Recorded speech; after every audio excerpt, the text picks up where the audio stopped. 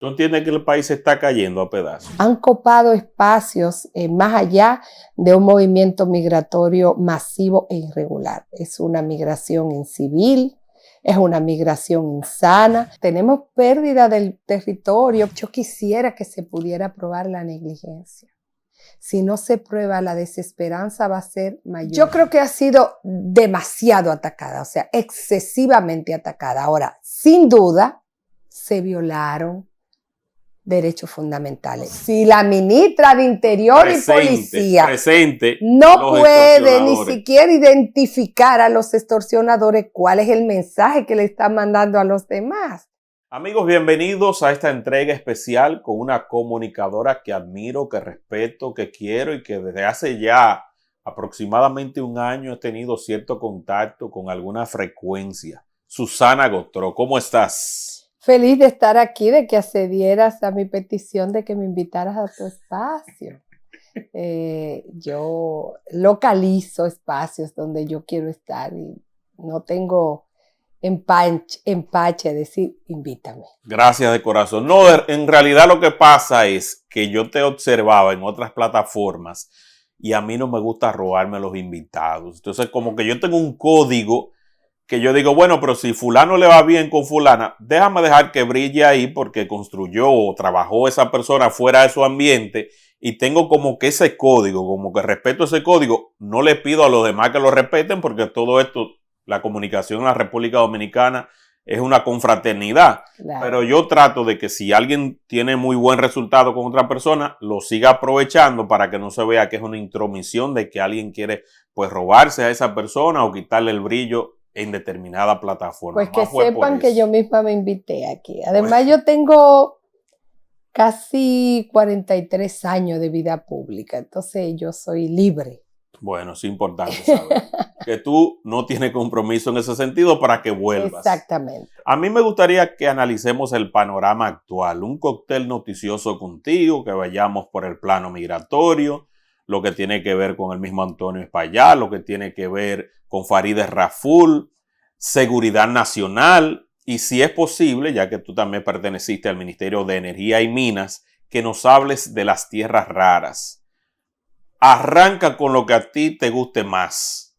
Mira, el país está, Peguero, tan convulso, son tantos temas. Yo diría que lo peor de todo es el cóctel de problemas que nosotros tenemos. Es como si por mucho tiempo se hubiera dejado un poco de lado muchos temas nacionales y han ido explotando todo junto. Porque aparte de que hay algo que tiene que ver con el rezago natural, también ha habido un descuido. O sea, no podemos obviar que ya este gobierno tiene ya cumplió 5 años, ¿verdad? 5 años porque es una administración que ha seguido y ha habido mucho deterioro de cosas que estaban ahí como más o menos o en vías de solución. ¿Tú entiendes que el país se está cayendo a pedazos? Yo siento que ha retrocedido mucho. Mire, y lo digo con pena porque ayer cuando yo escuchaba al presidente y he reiterado su posición, él cree que todo el que critica lo está haciendo desde una acera de oposición. Y yo te puedo decir que nunca me he sentido más libre. O sea, yo he hecho política todo el tiempo y tengo conciencia política. Pero ahora mismo yo estoy fruto de las decepciones totalmente neutro. Y a mí me preocupa mucho la situación en la que está el país, sobre todo por el nivel de esperanza que este gobierno concitó para llegar al poder. O sea, de verdad era como un parteaguas. O sea, la gente entendía que era un punto de inflexión, de que de ahí para allá íbamos a superar problemas que lo veíamos muy grandes, y no solamente no hemos logrado superar, sino que hay cosas que no eran problemas y son problemas. Y sin duda para mí hay un gran tema y es el tema de la invasión haitiana. Yo digo una invasión porque es una invasión. Han copado espacios más allá de un movimiento migratorio masivo e irregular. Es una migración incivil, es una migración insana, es una migración en muchos sentidos parásita, porque aunque en algunos tramos de la actividad, del trabajo, un trabajo precarizado y precarizante, porque al ellos prestarlo de esa manera, pues lo ha precarizado para los otros nacionales que pudieran, por su nivel de conocimiento, desarrollo, de especialización, ejercerlo. Y también entonces se ha rebelado contra la población. Hay un enfrentamiento y una insolencia inusual en esa migración y ya no hay un espacio que no haya sido tocado de alguna manera o esté amenazado. Porque tú dirás, no están en los medios de comunicación formal, pero tienen cooptado a dominicanos con su pensamiento, con su discurso y con su defensa. Y tiene grandes voceros.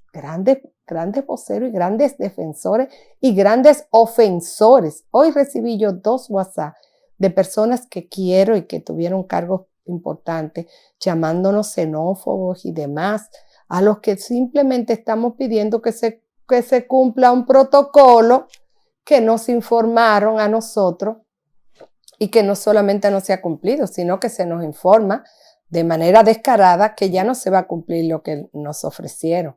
Entonces, de verdad que yo creo que ese es un gran tema que afecta a todo, la seguridad, afecta a todo.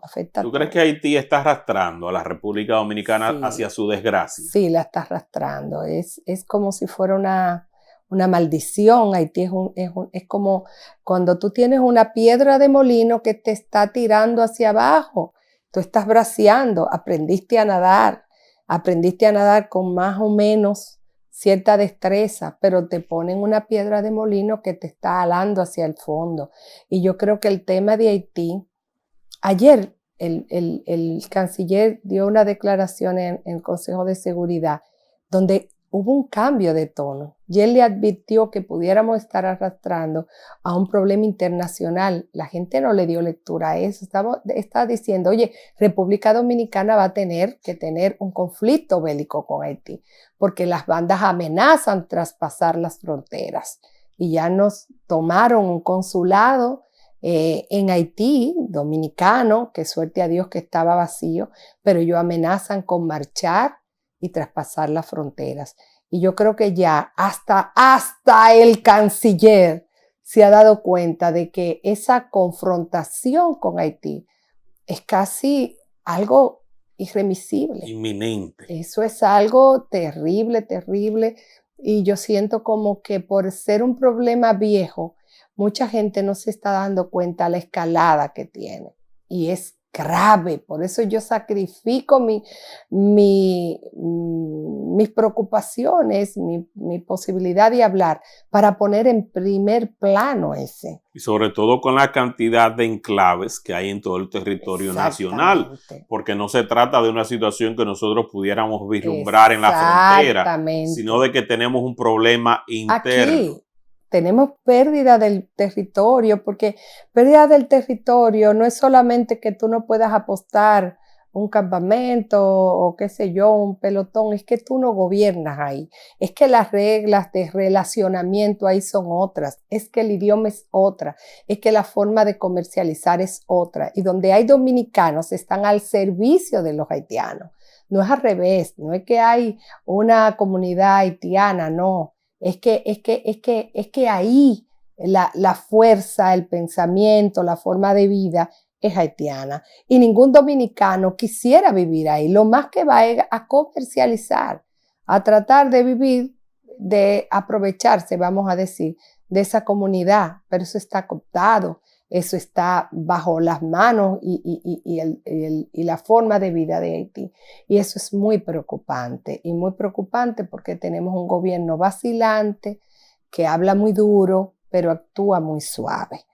Oye, lo menos que podíamos hacer era cumplir ese protocolo. Se nos dijo claro, documento de identidad. Oye, ni siquiera se nos dijo válido, documento de identidad. Una carta de arraigo, de domicilio de aquí, de República Dominicana, una carta de trabajo, así lo dijo el presidente, y el pago de una tarifa por los diferentes servicios. Ahora resulta que cualquier documento de que es una identidad, y algunos sin documentos han ido, carta de trabajo no han presentado la primera, ni siquiera un contrato de domicilio, y ahora no hay tarifa para ellos.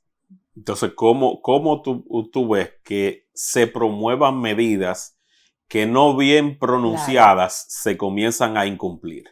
Yo estaba apuntando, y aquí tengo 3 nombres para ese protocolo. En uno, protocolo de servicio médico, en otro protocolo era como un reglamento, norma para la gestión de servicios a extranjeros, que ahí era más general, y otra era evaluación de servicios médicos para inmigrantes irregulares. O sea, ni siquiera en lo básico, en la denominación del protocolo, hay unidad de criterios. Si es para todos los extranjeros, ahí no estamos viendo solamente la condición irregular. Dentro de ella, la condición irregular es la excepcionalidad. No le vamos a dar servicios médicos a extranjeros irregulares. ¿A excepción de qué? De la emergencia, que es un estándar humanitario internacional. Pero así no se ha utilizado. Entonces, lo mínimo, esa es una medida de las 15 que presentó el presidente. Pero ¿qué te digo?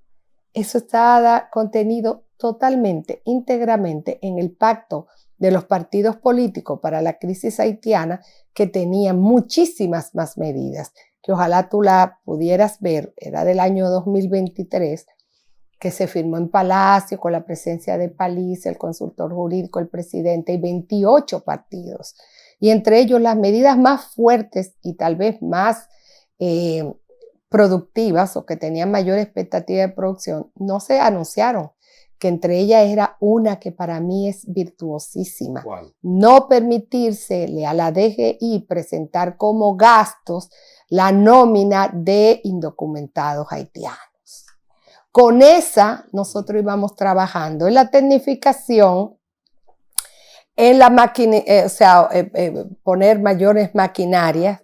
Hubiéramos trabajado en el 80-20, hubiésemos trabajado en una mejor código de salud y seguridad laboral, hubiéramos tenido mayor registro de cada uno de los inmigrantes, y ese es un efecto disuasorio, porque los haitianos vienen aquí buscando vida, buscando sobrevivir, huyéndole a la inseguridad, pero buscando comida.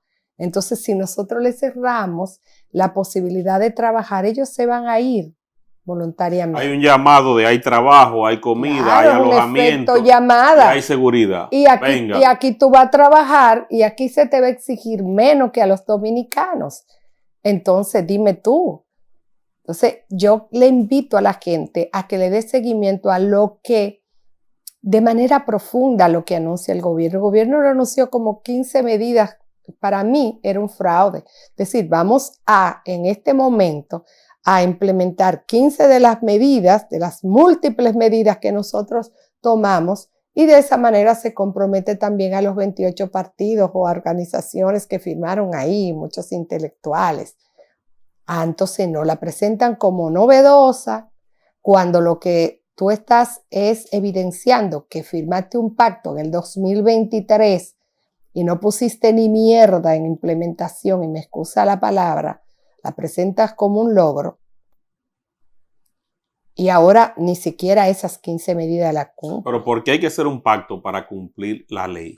Exacto, pero por lo menos lo hicieron, y ellos le dieron legitimidad, aunque los 2 partidos mayoritarios de oposición no se firmaron.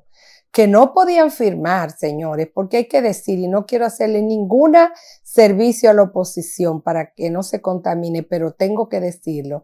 Cada vez que la oposición o alguien de oposición hace un llamado, le dicen, cállese, que usted gobernó tantos años, usted está descalificado para hablar, usted no se le da espacio, no se le responde dentro del marco de la propuesta que hace, y después tú lo llamas para que él se una a lo que ya tú firmaste y no has incumplido. El presidente ayer mismo, que yo resalto eso, cada vez que se le hace una crítica viene con lo de atrás.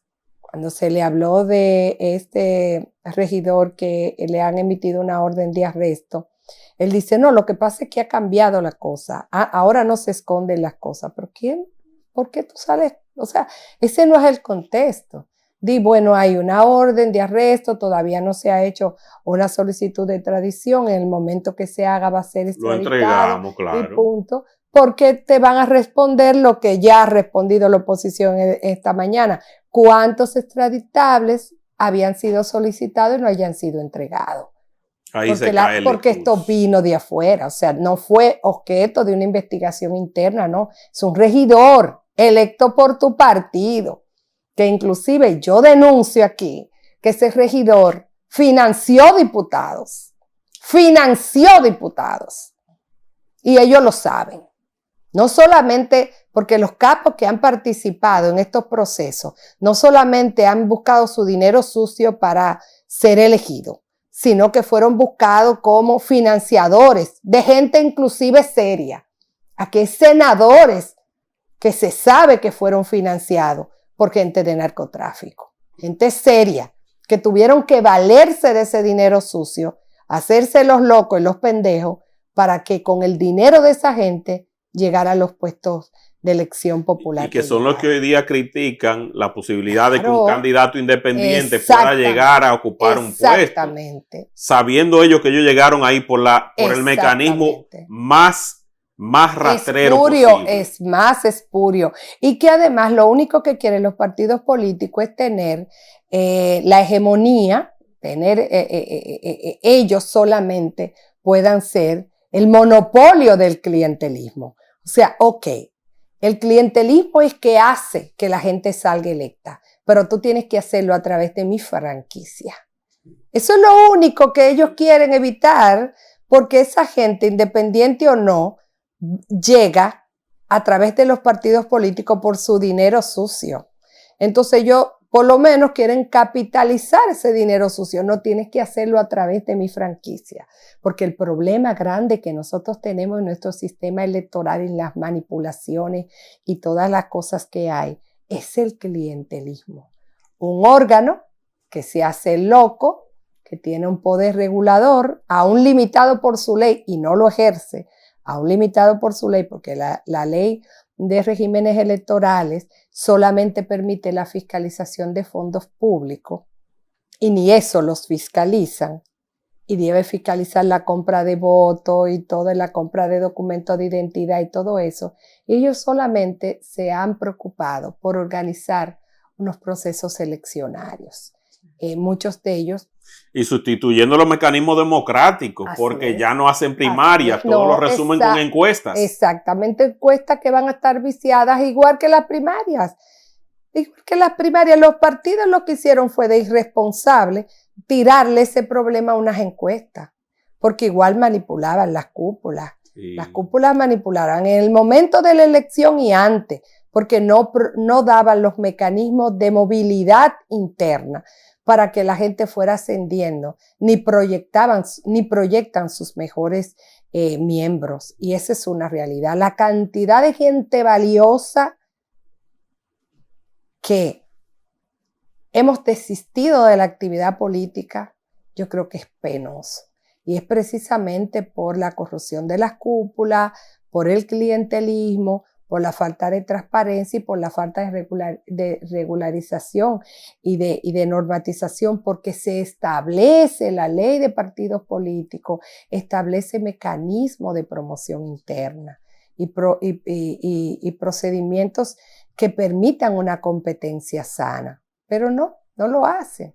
Aquí no hay ninguna clase de ideología ni de nada, Peguero. Aquí se ha perdido todo. Aquí es lo que domina el dinero, el dinero y la posibilidad del que pueda llegar al poder. La popularidad. Y todo el mundo se sube en esa guagua. Claro, y los acuerdos, porque ¿para qué es que el narcotráfico se mete en política?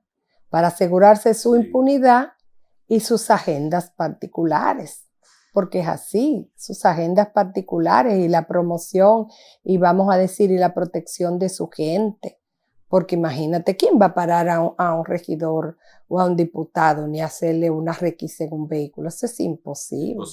Pero está comprometida la democracia porque vemos un sector del PLD aliado al gobierno. Vimos un sector de la Fuerza del Pueblo aliado al gobierno. Y entre todos ellos está el posicionamiento de lo que hoy se conoce como los partidos tradicionales. Pero fuera de ahí, entonces tú no ves un liderazgo que el pueblo dominicano quiera arriesgarse, ese emergente, ese outsider, como le dicen, que el pueblo diga, bueno, pero estamos hartos de lo mismo, vamos a subir aquí a fulano o a fulana. O sea, ¿cuál es el destino del país fuera de lo que se conoce como lo tradicional? Porque por ahí vemos los presidenciables que tiene cada uno. Por un lado vemos a un Omar, por un lado vemos a un David Collado, por un lado vemos a una Carolina Mejía, vemos a un Yayo, vemos a un Wellington, y a nivel interno uno escucha de estructuras, pero el pueblo dominicano está cansado. Aquí hay una ausencia de liderazgo total, no solamente político, social. Nuestra élite, nuestra clase dominante, que aunque sea por preservar su sistema de privilegio, lo que ha hecho es meterse en sus enclaves, meterse en sus apartheid, vivir dándose premios, juntándose a jugar pádel, a fumar cigarro, a beberse trago, a hablar mierda, a vivir pensando y atento a la política internacional, que muy poco signa nuestro país, a menos que no sea la economía sí es abierta. Pero aquí tenemos ahora mismo un liderazgo mundial que no le interesa para nada el colonialismo. Es aislacionista. Entonces nosotros vivimos de espalda, no tenemos liderazgo en ninguna parte, ni liderazgo político, ni social, ni religioso tenemos. Los religiosos han tenido que echarle mano a hablar de medio ambiente y a insultar al gobierno, pero un insulto como esa frase cohete, porque a ratico están junto con ellos y cada vez que lo llaman a un pacto o a algo, van. Aquí no hay responsabilidad de liderazgo ninguno. Y ese es el peligro, porque en esos contextos es que se cuelan los peores outsiders. La gente con menos criterio, porque viene un vengador nacido de la desesperanza total. Un vengador social sin criterio social. Lo que vienen son resentidos sociales, date cuenta, porque pudiera venir un vengador social. Aquí hay un sistema de injusticias sostenido, pudiera ser un vengador social que fuera justo y legítimo, pero no tienen esa conciencia colectiva, tienen agendas particulares, son resentimientos puntuales que se satisfacen en la medida de que ellos alcanzan y son aceptados por esas clases abusadoras que ellos debieron venir a vengar. No sé si yo me doy a entender. Esa gente tan cojonado con las familias, qué sé yo, que de que la familia los llama y los invita y le da un premio, se derriten, porque no hay conciencia social, es un resentimiento y división. Exactamente, quieren pertenecer y no es su rechazo por esas clases, no es un resultado de un ejercicio de conciencia social.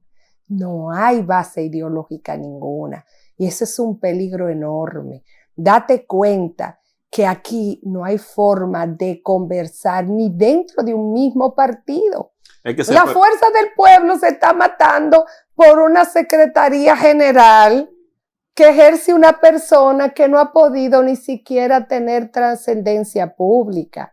Y se están matando aún sabiendo que ya se le mandó una señal de que el líder y dueño de esa organización quiere que se siga con Peñita, y aún así aún dentro de la cultura poco democrática, el interés particular es tan grande que se atreven a desafiar al líder cuando no lo han hecho por otra cosa. No sé si tú te das cuenta. Sí. Y ni hablar del PLD. El favor del PTD de la compra del partido, que le permitió a la fuerza del pueblo legitimarse. Del líder. Pero lo que yo quiero resaltar es que ni siquiera es el pensamiento de todos. Se están matando porque los otros, aunque saben que eso es lo que el líder quiere, porque los proyectos son individuales.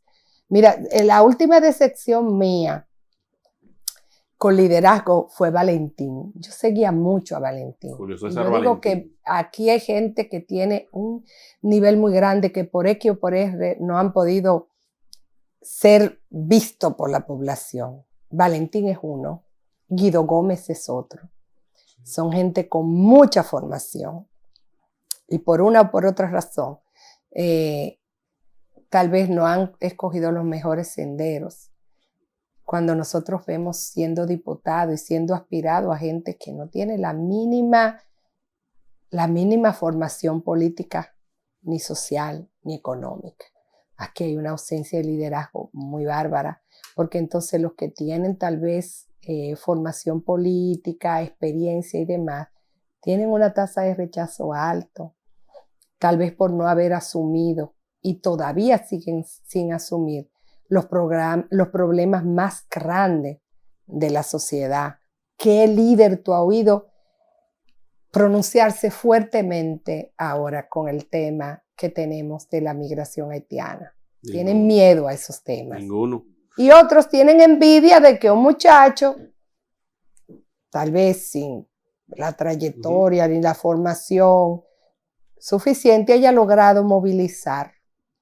Entonces no se quieren sumar, porque aquí los políticos solamente quieren ir adelante, quieren tener ellos. No tienen ninguna clase de humildad para decir, coño, yo fallé porque yo soy el que debiera haber estado liderando esta causa. Yo cuando tuve cuota de poder debí haber hecho más, debí ver más y trancé con esos organismos internacionales migaja para hacerme los locos y asumir una migración. Pues déjame yo rectificar y ponerme adelante o ponerme al lado. Ay, no, ay, o un mea culpa, ay, señores. No, un mea culpa y vamos a hacer algo. Sí. Ay, no, yo no puedo marchar al lado de, ¿cómo se llama el joven? Ángelo Vázquez. De Ángelo Vázquez. ¿Quién es ese? Un tipo de un barrio, qué sé yo qué, que ni es profesional. Entonces, que ni es bachiller, es lo que dicen. Es que no tenemos proyecto colectivo.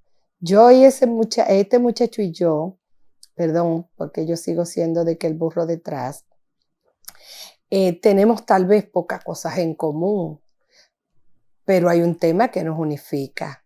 Y en ese tema yo voy a marchar con quien sea, porque lo que me tiene que llevar a mí son las causas, no las personas.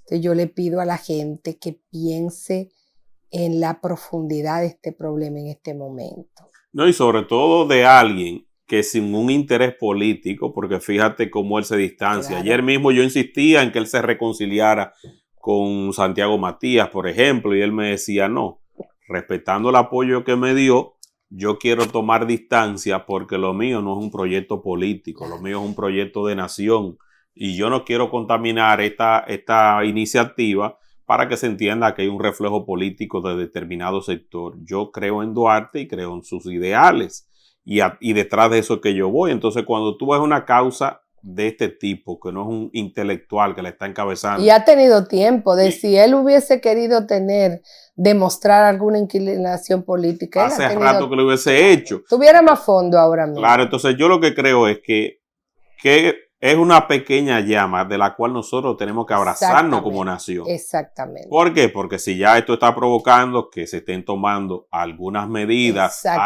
porque no es que nosotros creemos, sino que se estén tomando algunas medidas, es un claro indicio de que si el pueblo se unifica, puede lograr grandes cosas.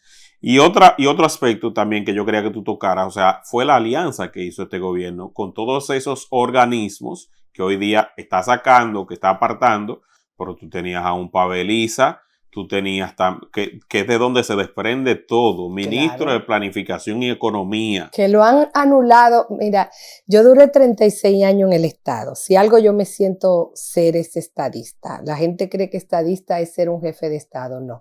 Estadista es conocer el Estado, trabajar, servir al Estado y buscar los fines del Estado. Yo duré 36 años en el Estado. Y si hay un ministerio importante en los países en desarrollo, es el de planificación y desarrollo. De ahí parte todo, la ejecución de todos los planes, proyectos del gobierno, el orden de prioridades, el funcionamiento de las agencias públicas, todo. Y mira cómo ha sido anulado. Hoy en día nosotros no tenemos ministro. Hay una persona ahí que está en interinato y nada, y se le han sacado las competencias. ahí estaba Paveliza, que lo quiero, lo respeto muchísimo, pero tenía un marcado ideología política que iba en contra de lo que nosotros necesitamos en este momento. Tenemos una ministra de Interior a la que yo he apoyado muchísimo, pero que tiene una ideología marcada, que ahora ha querido dar visos de revisionismo como una manera de legitimarse con el tema de la religión y con el tema inclusive tomando medidas que se pueden decir de un corte bastante impositivo, pero esa no es la mentalidad que he exhibido. De hecho, pasó por debajo de la mesa a finales del año 2024. Ella le dio premios a casi todas esas periodistas que han sido señalados, por lo menos en la agenda woke, para no hablar de otros temas de los que no tengo. Claro.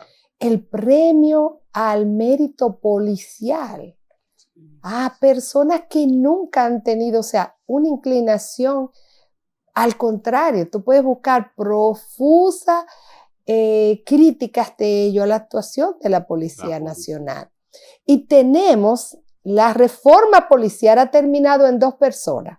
A un comisionado extranjero que tiene conocimiento pero es extranjero, y en la profesora Muquien Sambén, que tuve la dicha de entrevistarlo en estos días, me dice, yo no sé de policía ni me interesa saber. Y ella dirige la reforma educativa que va a formar la nueva mentalidad de la gente. La policía. De la gente policial, que es totalmente extraña a la doctrina policial, que si bien es una policía de proximidad y cívica, en este estadio de nuestra desorganización, tiene que tener destreza de enfrentamiento a gente que están violando las leyes. Y sin duda la gran carencia que tiene nuestro policía es no saber aproximarse y hacer un uso efectivo de la fuerza, que pueda estar ese agente en capacidad de hacer la última aplicación de la fuerza, la más grave en aquellos momentos en que exactamente se necesite. Porque si daño le hace la policía abusiva, más daño para mí le hace esa policía que ha sido burlada en el territorio nacional y que tú lo ves rodando que ni siquiera puede reducir a una persona con una característica de fuerza física menor que ellos 3 agentes. Entonces, dime si podemos encontrar finalmente resultados en una reforma policial que ha involucrado a tanta gente. Hay como 4 o 5 órganos extra legal que se conformaron allí y que la sociedad aceptó para tratar de llevar esa reforma policial que ha terminado en esas 2 personas, porque son ellas los únicos 2 que van allí, sin un indicador de avance. Entonces, ¿cómo podemos creer? Dentro de esas personas está muy querida, muy respetada doña Melba Grullón en la reforma policial, en la parte del órgano consultivo, que todos son, tú sabes, esa sociedad civil perfumada. Y ahora también la nombran en el Observatorio de Políticas Migratorias, la misma persona, las mismas gente, las mismas entidades de la sociedad civil que no se sienten de alguna manera responsables por el deterioro social que tiene nuestra sociedad. Y a mí me importa, esto no es personal. Pero es así, tú no puedes tratar de conseguir las mismas cosas con los mismos actores, con el mismo método. No lo puedes conseguir. ¿Y tú no temes que la sociedad llegue a un punto ya de colapso? Porque yo decía, y no sé si estoy equivocado, que si con este caso, por ejemplo, de Jet Set, no se aplica la corrección que corresponde y no se sienta un precedente y no se sienta un ejemplo, yo he decretado que es el fin de lo que se conoce hasta la fecha como República Dominicana. ¿Qué va? Tú verás, esta sociedad no tiene conciencia. Dentro de 15 días van a seguir sufriendo los que tienen gente afectada, porque es que no hay conciencia social. Tú te das cuenta porque en Japón un niño desaparece y hay que darle respuesta a la sociedad. Ya no nos olvidamos del niño. De Roldán y Calderón. No Yo estaba hablando ayer con Roberto Ureña. Totalmente. No olvidamos del viejito que desapareció. De Lolo, sí, que está ahora en no olvidamos que esos hoteles no tenían cámaras, que no tenían salvavidas, como dice la ley, que lo decía la ley, que si tú vas a tener un balneario 24 horas, tú tienes que tener no solamente los salvavidas, sino también unas torres de vigilancia nos olvidamos. Más que consecuencias allí, porque yo te voy a decir, yo tengo poca esperanza de que se pueda establecer lo máximo en ese caso, que es la negligencia. Está la negligencia, la imprudencia y la inobservancia de los reglamentos. Yo sé que no es reglamento, yo sé que hay poca base legal, me queda la imprudencia y me queda la negligencia. Y el máximo de expectativa de condena es de 2 meses de 6 meses a 2 años. Y yo creo que va a ser difícil establecer la negligencia. Yo más que esto quisiera que, como está siendo codemandado el Estado, nosotros por fin saquemos una norma que obligue y responsabilice a agencias públicas a hacer las inspecciones y las evaluaciones del lugar. Desde el Estado, por otras situaciones de responsabilidad civil que nosotros teníamos que ver en nuestras posiciones como directora jurídica y viceministro, luchamos 1000 veces porque se establecieran las inspecciones a las edificaciones, que fuera una inspección y una supervisión integral, que viera las posibilidades de incendio, las posibilidades de afectación de la energía, las posibilidades de colapso y la vulnerabilidad sísmica. ¿Tú sabes qué se hizo? Cuando Hipólito Mejía se sacó la OSNAVIE. La OSNAVIE iba a hacer un levantamiento de examen, así mismo dice su decreto de creación, de todas las instalaciones, edificaciones públicas y privadas. No solamente esa OSNAVIE no hizo ese informe, y también el código sísmico, que aunque era por lo menos mirando la vulnerabilidad de fenómenos telúricos, iba a ser un levantamiento en todas. Ah, ¿no? Llegó Luis Abinader, le hizo una superestructura encima de OSNAVIE, que es la que dirige Osiris de León. Le quitó las infraestructuras privadas al referirlo nada más a edificaciones públicas. Y hoy en día quiere que esa misma oficina, que forma parte de esa superestructura, que es una dirección ejecutiva de esa superestructura, sea la que le rinde un informe al Estado Dominicano. Ese informe no puede servir en justicia. No, para nada. Porque si hay una agencia pública dentro de la bruma que hay normativa, que pudiera exigírsele algo, es a OSNAVIE. Y de una vez salió el director de OSNAVIE también a opinar sin haber hecho ni siquiera una prueba de ensayo no destructivo, que es una prueba más sencilla a través de rayo. Y el mismo Osiris de León X, señalando el vacío legal. Inmediatamente. Y el presidente también.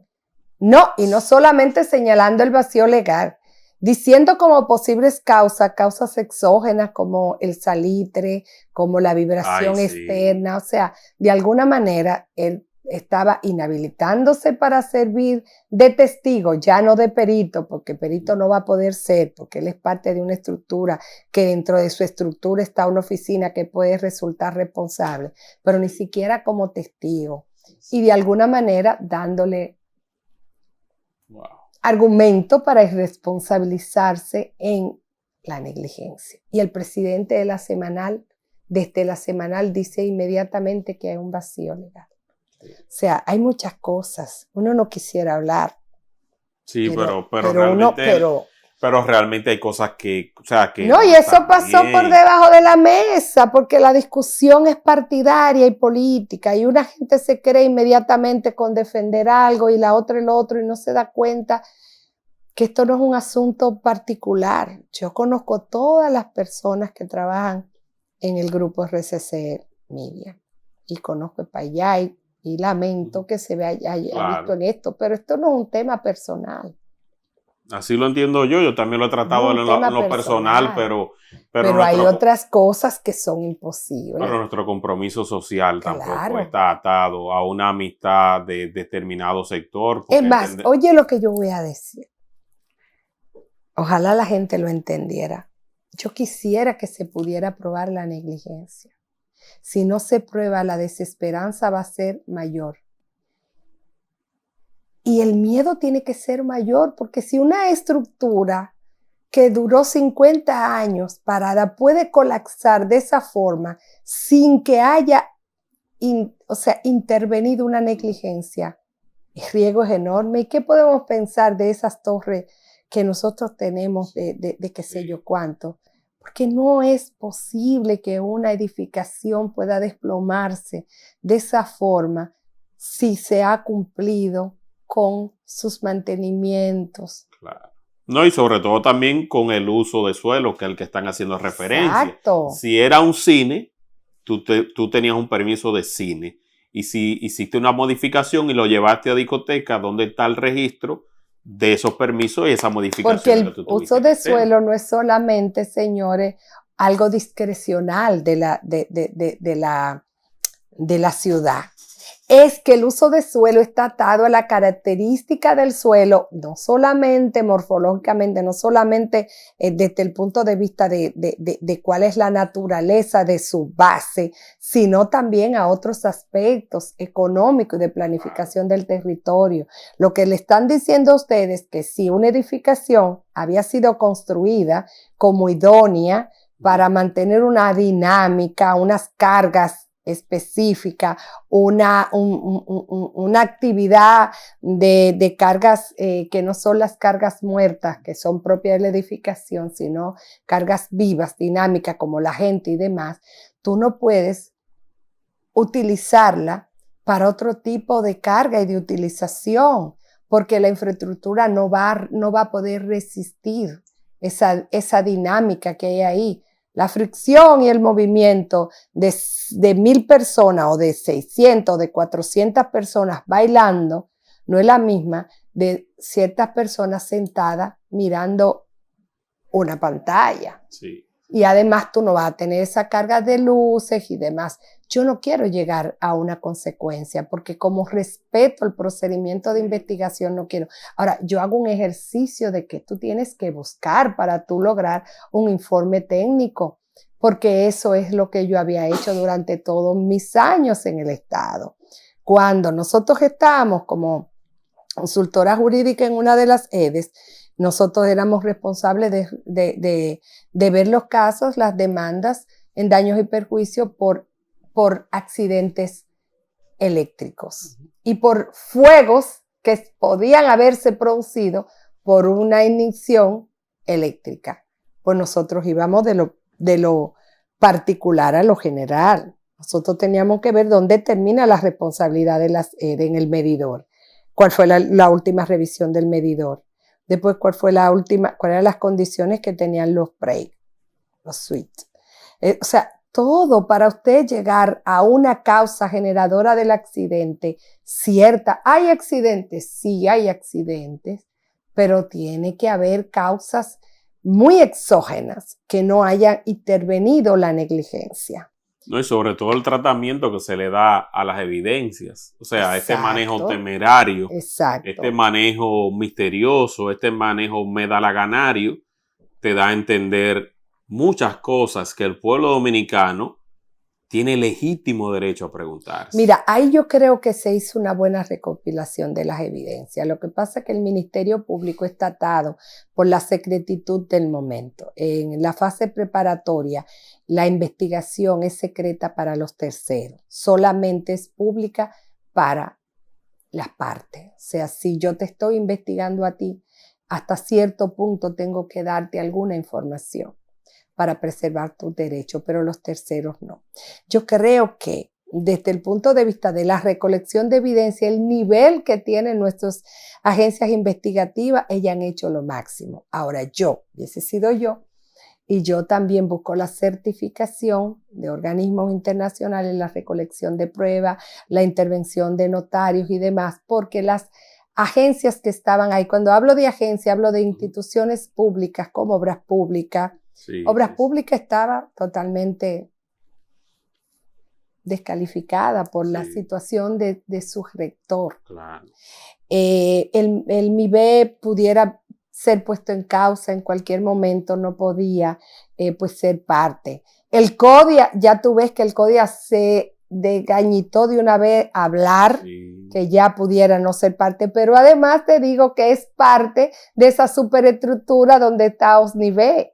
O sea que no pudiera ser una unidad certificadora. Yo hubiese buscado inmediatamente los bomberos de Puerto Rico o algunas asociaciones de estructuralistas que las hay, que están incorporadas de República Dominicana y que pertenecen a Federación Internacionales, y lo hubiera llamado en el momento de recolección de pruebas. O la colaboración del Estado de Nueva York, como lo ofreció el alcalde. Exactamente, lo hubiese hecho, o de cualquier de esas entidades aseguradoras que tienen muy buenos técnicos que fueran diferentes a las pólizas declaradas por el señor Espaillá. O sea, si él me declara a mí que sus pólizas son, por ejemplo, del Banco Popular, de alguna de las ARS del Banco Popular, yo no la voy a usar. Y además ahí había gente del Popular. Claro. Si él me declara mal después, ya ese es su problema, no me puede desechar la evidencia porque yo lo hice sobre la base de una información que él está obligado a prestármela en principio bajo la fe del juramento. Entonces yo me hubiera resguardado de esa manera para que en un proceso posterior no me pidan un peritaje y hubiese nombrado los peritos, porque la única entidad que tiene competencia en la fase preparatoria para designar peritos es la Procuraduría General de la República,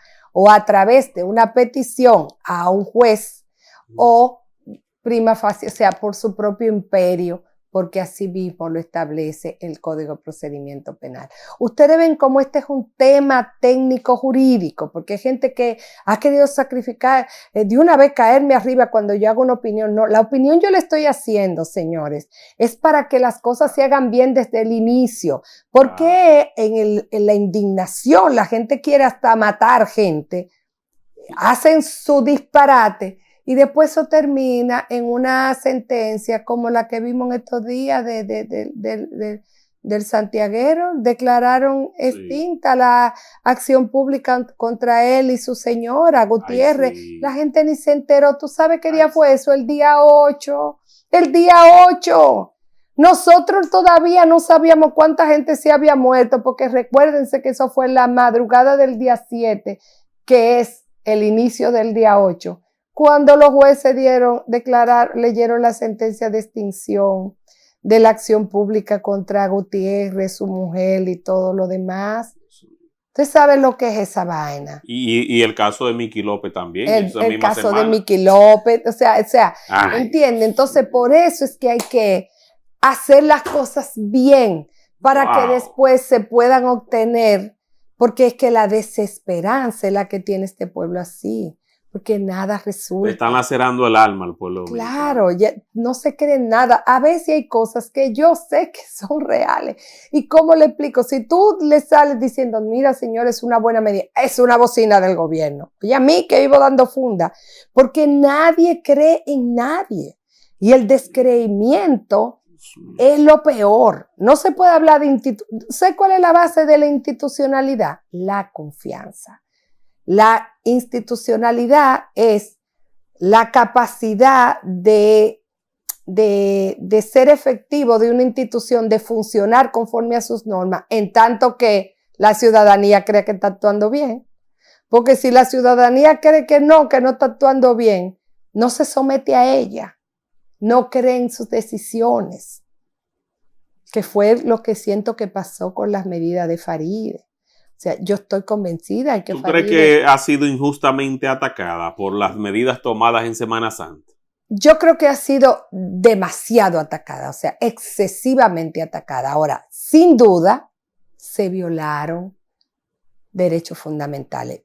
¿Se pueden limitar los derechos fundamentales? Sí, por ley. Hazlo bien y hazlo en la medida que los objetivos que tú andas buscando lo hayan imprescindible, porque resulta que tuvimos más muertos que la Semana Santa pasada, sí, aunque había un ambiente de luto y había un ambiente de luto. Y más accidentes de más accidentes. Entonces, lo que tú perseguías era menos mortalidad, menos accidentes, menos conflictos sociales, y tú resaltas que hubo menos robo. Sí, no, reconoce. Puse excesivamente a actuar y a limitar derechos y no logramos los objetivos. Por favor, no se pierde nada. Y si tú no lo quieres decir públicamente, hazlo en tu mesa de trabajo, en tu tarea conjunta, que es la que ha sustituido el Consejo Superior Policial y todos los órganos que deben funcionar. Se ha hecho una fuerza de tarea conjunta. Sobre todo este lenguaje, rueden, o sea, que la crítica... Sí, es que ella estaba en España. Hablando de extorsión, hablando... Pero ¿por qué ella no somete a los que la extorsionan? Porque sería un paso de avance, sí, que la ministra de Interior y Policía del país... No, si la ministra de Interior y Policía no puede ni siquiera identificar a los extorsionadores, ¿cuál es el mensaje que le está mandando a los demás? Porque ella tiene todas los órganos públicos y las agencias públicas y los mecanismos de delito electrónico hasta los demás para poder llegar a los extorsionadores. Es que el gobierno, desde el presidente abajo, no ha entendido que es gobierno. Sigue usando un lenguaje de oposición y eso no le permite entender el peso de las responsabilidades públicas que tiene y la responsabilidad con sus investiduras.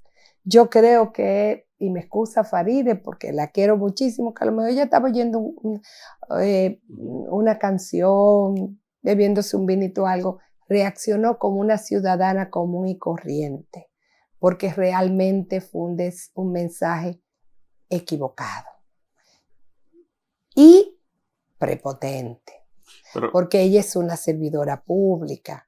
Entonces ella no puede decir así. Ella lo que debió es de poner a rodar las medidas a todo el territorio nacional. Porque ¿qué resulta? Que se enchivaron en algunos lugares, sobre todo en los más pobres. Entonces eso no es permitido. Y mira que yo le he apoyado. Y yo creo que hay que pacificar este país. No, hay una campaña contra el ruido que nosotros apoyamos también. No, claro, esta escandalera no se aguanta, no solamente por lo que molesta a los demás, sino por lo que afecta el ánimo, porque no es lo mismo tú en una bullanguería, la reacción, el consumo de alcohol que se añade, la conflictividad social, pero tiene que reconocer que se excedieron, que usted no puede pasar en una sociedad que no tiene cultura de paz, que está acostumbrada a la falta de orden, de un momento para usted intervenirla de manera agresiva y más con violencia. La intervención fue profunda y violenta. No hay cultura de paz. Tú tienes que coger y dejar y priorizar en tus acciones a dónde usted va a intervenir de manera masiva. Que dos carajitos, tigueritos, niños, tuvieran una piscina inflable, señor. Que estén jugando dominó, señor. Que traen la ficha, está mal. Pero no es la bulla que más daño hace. Usted para a los dos agentes, mire, por favor, tráigame la ficha, mira, nosotros no queremos llevarnos la mesa. Hay formas. Y poco a poco se va logrando el entendimiento con la sociedad. Tú le dejas una notificación también. Pero se ensaña, ni siquiera hay que llegar a la notificación. Poco a poco es que hay que trabajar en la cohesión social. Usted tiene que trabajar con el liderazgo de los barrios. Porque usted no, en los barrios lo que controlan son los puntos de droga, la banca. Entonces, los pocos actores sociales que hay ahí, hay que empoderarlo, ayudarlo, acompañarlo, pero hacer que sean ellos que hagan la intervención. Porque usted abandonó los territorios. Entonces, usted no puede venir. O sea, es como el papá que dejó la mamá abandonada, dejó los muchachos y un día llega y quiere venir a poner orden. Eso es lo que ha pasado. ¿Por qué vivimos añorando tal vez el pasado del chancletazo? Señores, no era el chancletazo, no era la cortada de oro, de ojo, era la autoridad moral que tenía ese papá. Ese papá a usted le concedía el derecho a darle un chancletazo y a ponerlo de castigo porque se lo había ganado con su conducta. Pero si ahora usted tiene un papá y una mamá ausente, que no es un padre, ese padre puede agarrar una UCI, date un balazo y tú te lo vas a hallar injusto. Sí, pues tú perdiste la autoridad. Porque es que, exacto. Tú perdiste el grado de ser. Habían abuelas, señores, yo me acuerdo, abuelitas así, flaquita, chiquita, consumía, donde habían 6, 7 hombres, habían criado sobrino, hijo, y esa viejita se paraba y decía cállese y se callaban. Sí. Entonces no era el golpe, no era el chancletazo, era la autoridad moral. Entonces el gobierno no tiene autoridad moral porque ha abandonado el territorio, no ha atendido bien las necesidades todo el pueblo sociales. Los delincuentes. Exacto, ha permitido que crezcan las bandas, han tenido que buscar formas para resolver su conflicto fuera de la ley. Entonces tú no puedes llegar como que tú tienes una policía que es respetada, que la sociedad la ve como la esperanza de que su presencia va a resolver un conflicto de manera agresiva. Y mucho menos cuando tú estás fuera del territorio nacional. Farideh no debió de haber salido del territorio nacional. Si eso es cierto, que ha sido manejada hasta por medios formales. He escuchado, sí. Fue muy mal. Diario Libre vi que muy publicó. Mal, muy mal. Usted tenía que, si estaba haciendo un ensayo, tenía que estar presente y empezar a patrullar los barrios conjuntamente y ver, porque yo sé que si yo hubiese estado aquí y ve con sus ojos ciertas cosas, porque a mí me consta que Farideh es muy humana, ella hubiese flexibilizado aquí o allá, pero que ella estaba recibiendo partes policiales, información de sus mismas fuerzas. Que ella no podía constatar. Ahora qué bueno es disfrutar de la libertad mientras tú entonces oprimes a otros. Exactamente. Qué bueno. Y mira que yo lo digo porque hay gente que me dice, no, yo estaba en un lugar donde ahí yo no vi ni un policía y yo no puse bulla alta porque no me dio la gana y donde me podía haber hartado de todo el alcohol del mundo porque esas medidas no me alcanzaban.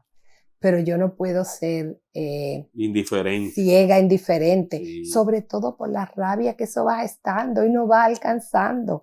Aquí hay clases pudientes que entienden, no, eso pasa ya. Pero ese resentimiento social, esa conflictividad va subiendo.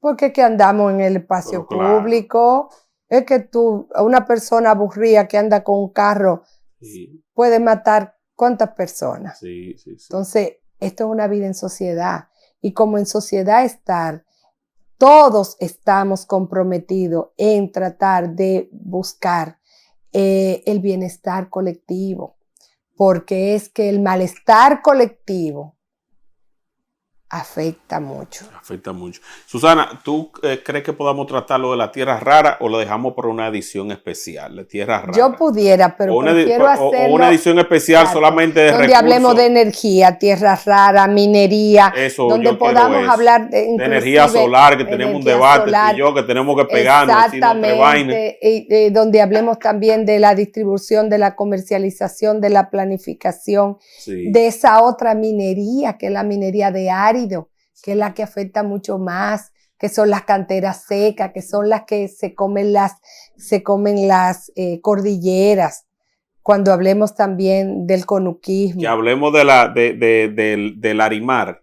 Del Arimar, del ámbar. De cómo aquí celebramos que nosotros estamos recibiendo 14 millones de dólares. Y a los 14 millones de dólares que la India paga a la República Dominicana, porque ellos son los que están comprando todo, a esos 14 millones de dólares que ellos nos pagan, ellos lo están sacando 400 y 500 millones de dólares. Y aquí estamos celebrando que ellos nos dan 14. Y no estamos pagando de ahí impuestos sobre la renta, eso nada más es el impuestico por arancel. Pero óyeme, de India se quedan con 400 millones de dólares. Y son ellos que lo procesan y todo. Y eso es una minería bastante informal. donde precarizados los trabajos y todo. Vamos a hablar en un programa especial de energía. Sí, para no contaminar lo social. Sí. Porque es que hay tantas cosas. Pero bueno, te compromete la semana que viene. ¿Tú vas a la marcha? Pídele, sí, claro. Yo te vi en la marcha. Y voy para esta del 24. Yo espero que vayamos todos. Yo creo que, y quiero decirle esto a los del poder que me están viendo, que te ven bastante. Esto no es contra el gobierno, al contrario, si ustedes pudieran verlo como una oportunidad, porque es la justificación más grande frente a la presión de organismos internacionales, decir, mira, es que mi país no puede más, y mira la presión que yo estoy teniendo, y mi primera obligación es mantener la estabilidad del país. Yo tengo que escuchar a mis nacionales, y además la protesta es un mecanismo ciudadano, es un mecanismo democrático, es un mecanismo de responsabilidad. La movilización social, señores, no es algo contra el gobierno. Ojalá la oposición tuviera de verdad convencida de la necesidad de esta lucha. Tienen que abrazar la causa. Exacto, porque no fuera entonces tan difícil. Pero los traidores están en donde quiera. O sea, hay en todos los partidos, inclusive el partido de oposición, que mejor oposición está haciendo, para mí, que es la Fuerza del Pueblo, donde hay más gente inclinada a eso. Así mismo es. O sea, nosotros no tenemos de verdad una oposición que esté detrás de esta causa patria, ciudadana, de existencia. Pues yo digo, estos ricos, bueno, que tal vez no lo hagan por nacionalismo, pero es que esa economía que ustedes tienen sobre la base de esa explotación se le está derrumbando porque 4 morenos se encojonan porque usted no le paga la nómina. Y mira lo que le hicieron el otro día. Ahí no había ni 10 gente, ni 10 haitianos involucrados, y mire el escándalo que se ocasionó. Entonces, dense en cuenta que eso no es sostenible. No, y que el otro día iban a quemar casa de campo. Claro que sí. Tuvieron que arrodillarse. Así mismo. ¿Tú sabes lo que significa casa de campo en la historia y en el armazón turístico? Para que por usted aprovecharse tal vez de alguna ventaja comparativa, usted utilice mano de obra haitiana no registrada, no investigada, no nada. O sea, que usted se exponga a que un ingeniero tenga que salir huyendo. ¿Usted sabe lo que es eso? Son muchos. ¿Y cuánto cuesta una villa en casa de campo? ¿Cuánto cuesta una noche en casa de campo? Cada día, ese otro tema, que cada día, antes habían dominicanos que podían ir, cada día está más inalcanzable para los dominicanos, aún los dominicanos pudientes. Entonces no se justifica esa cosa, y todo eso es atraso, todo eso es fruto del subdesarrollo, del abandono de la capacidad de intervención, de regulación del Estado. Así es que el 24, bueno, terminando esta entrevista, nos vamos directamente para allá. Nos vamos para allá. Vamos a marchar pacíficamente, para crear conciencia, para presionar a los tomadores de decisiones. Y después tenemos que ir a la justicia. Hay muchas cosas que se están haciendo en la justicia. Sí, porque mira cómo se nos ha vendido a nosotros que la ley de trata y tráfico de personas no permite la incautación de los vehículos. Está ahí. No solamente la incautación, es un agravante, claro, el hecho de que funcionarios públicos de alguna categoría faciliten el tráfico ilícito de inmigrantes y de personas. Entonces se nos vende como que necesitamos una reforma legal. ¿Por qué? Porque cuando se traducen a la justicia los libera y no toma en cuenta esas agravantes. Entonces aquí hay un Estado tripartito, poder ejecutivo, poder legislativo y poder judicial, que tienen los tres como parte del Estado-nación, de jugar su rol en este tema patrio. Totalmente de acuerdo. Así que gracias, Susana Gotró. Te comprometo para la semana que viene para agotar la agenda energética nacional, recursos hídricos, la energía solar. ¿Valió la pena, Claro que sí. No, tú eres una técnica y sobre todo que eres una mujer justa. Y eso es bueno, porque a veces, claro, independientemente de la vinculación que haya tenido en el pasado política, te mantiene siendo justa. Y la sociedad necesita de hombres y mujeres justos, Claro. porque son los que hacen el equilibrio entre el poder, entre la oligarquía y el pueblo. Entonces, si históricamente ya estamos perdiendo intermediarios, Esa es la palabra. si ya no tenemos un Agripino, ya no tenemos a nadie, entonces tenemos que tener personas confiables, que el poder sepa que en un momento dado pueda acudir a ellos para transmitir una información, pero que el pueblo sepa al mismo tiempo que confíe en ellos para defender sus derechos. Claro. Entonces es ahí donde se logra ese equilibrio que tú y otros también encabezan. Son acuerdos mínimos, señores. Claro, sí. Oye, unanimidad no va a haber porque hay muchos intereses y todo, pero hay acuerdos mínimos. Pues si no, no somos una sociedad. Sí. Si no tenemos puntos de encuentro en algún momento, pues nosotros somos cualquier cosa, menos una comunidad. Claro. Y además también nosotros nos distinguimos de nuestro vecino. Claro, por ese tipo de características. Siempre nos dicen de que nosotros no es debate que nosotros necesitamos, es formación de acuerdo, que yo creo que es más difícil que debatir. Siempre es fácil debatir, claro no atrincherarse en una idea. Ahora, buscar acuerdos mínimos. En el consenso está la victoria. Claro, el avance de las sociedades. Feliz de estar aquí. Gracias de corazón por venir a este espacio. Compartan este contenido, lo vamos a dejar segmentado para que usted pueda ir por esos capítulos de YouTube en cada una de esas intervenciones y no se pierda absolutamente nada. Gracias de corazón, hay que darte un adiestramiento para que empiece a ganar dinero por YouTube también. Ayúdame, que no sé ni siquiera ver los pedacitos. No, vamos a eso. Así es que tú verás que sí. Un abrazo y nos vemos en la próxima entrega. Bye, bye.